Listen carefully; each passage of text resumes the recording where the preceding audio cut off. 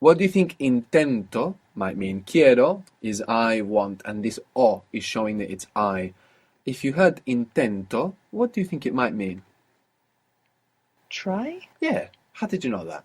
Well, Do you know how you knew that? Well, yeah, I sort of went from intent. Huh. I intend to do something. There's no rule here to convert intention to a verb. It's not Asian, so we can't take off the Asian and put ar. Yeah. But we have intention, we know what is the meaning, so we can hear a verb like this and understand what it means. Intento means I try or I'm trying. I try or I'm trying. So how would you say I'm trying to publish it? Again, it's something you think, I can't say this in Spanish. Intento publicarlo. Good. Intento publicarlo. I try to publish it or I'm trying to publish it. We've got both there. Good. How would you say I'm trying to administrate it? Intento administrarlo. Good. Intento administrarlo. I'm trying to imitate it or I'm trying to imitate him. Could mean either. Intento. Okay, it's imitation. Exactly. Imitación. Imitar. Intento imitarlo. Exactly.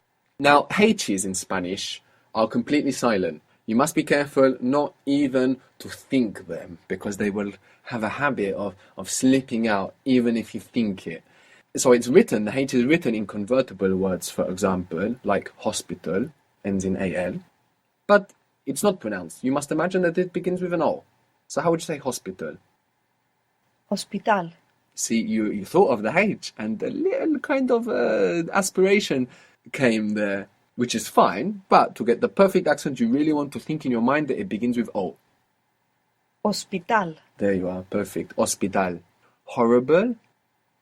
Horrible. Good. And here we have an example of double R inside the word horrible. Horrible. If you can't pronounce that, you just make horrible, and it will be perfectly understood. There's no problem there. Good. How would you say habitual? Habitual. Habitual. Habitually. Habitualmente. Habitualmente. The word for now in Spanish is ahora. Ahora. This is spelled A-H-O-R-A. A-H-O-R-A. Ahora.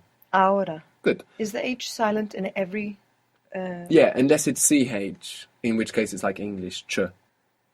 Ahora is actually the combination of two words. A, which means to, and hora, which means hour. So it's something like to the hour. So that gives us another couple of words as well. A meaning to, in the sense of direction, to somewhere, and hora meaning hour. Ahora, now. So, how would you say, I want to cancel it, but I don't want to cancel it now? We said that the word for but is pero. So, we want to divide it up piece by piece. I want Quiero to cancel it. cancelarlo, Good. But pero I don't want no quiero to cancel it cancelarlo now. ahora. Perfect. So, a big sentence which we might imagine that we can't take on. If we divide it up bit by bit, we realize that we can think our way through it. The word for I go or I'm going in Spanish is voy. Voy, Voy. voy. Good. Now, this is actually spelled V-O-Y. Now, the V in Spanish can sound like a V in English, like a V, or it can sound like a soft B, like boy. You might be familiar with the word vamos, which means let's go. Literally, we're going, used a lot like let's go, vamos. Now, this is spelled V-A-M-O-S. And what you probably hear there is a B. It really depends where you are. In the southern cone around Argentina and Chile, you hear a lot more V kind of pronunciation in many places. Generally, in the Spanish-speaking world, it's like a soft B. So we want to make that association now between V and soft B. To remember this word, boy, we can think of a voyage. So we can see the connection there between voyage and to go. I go or I'm going. Voy, I'm going now. voy ahora. Voy ahora. I'm not going now. No voy ahora. Good. No voy ahora. How do you think you might say visit in Spanish? Visitar? Yeah, why did you think that? Was it just a guess? Well, it's visitation. Yeah, Visitation, does that exist? I think so. Visitation rights. Exactly. Presence. Very good. This is it. It's a word that exists that we only use in some contexts, like visitation rights. Visitar, visitar. If you're not comfortable with the soft P, just pronounce a V. It doesn't matter. When you practice Spanish, you're going to pick up the accent of who you're speaking to. So it's not a fundamental issue of ours right now. So, visitar. I want to visit him. Quiero visitarlo. Good. We can look at some other words now with this V sound and experiment a little bit with the sound. So how do you think you would say visible in Spanish? Visible. Good. Well, there's something very good you're doing here. You're not pronouncing that S as a Z, like in English, visible. Many people at home will find themselves doing this, putting that Z there from English and pronouncing visible. We don't want that. We want visible.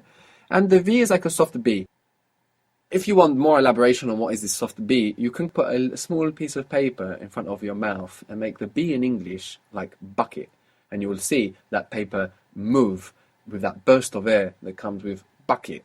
That hard B in English is a plosive sound. It means you gather up a little bit of air and you shoot it out when you make that B.